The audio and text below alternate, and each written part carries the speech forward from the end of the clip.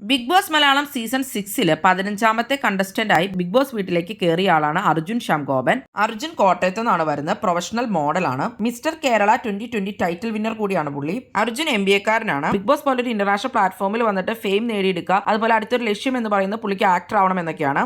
ഇൻസ്റ്റാഗ്രാമിൽ 133K followers ആണ് അർജുൻ ഉള്ളത്. റീൽസ് ഒക്കെ താൻ ചെയ്യാറുണ്ടെന്നും അത് തന്റെ കരിയർ തന്നെ മാറ്റിയെന്നും പുള്ളി പറയുകയുണ്ടായി. നിങ്ങൾക്കപ്പോൾ അർജുന്റെ പ്രൊഫൈൽ നോക്കിയാൽ മനസ്സിലാവുന്നതാണ്. പുള്ളി വലിയൊരു ട്രാൻസ്ഫോർമേഷൻ തന്നെയാണ് നടത്തിയിട്ടുള്ളത്.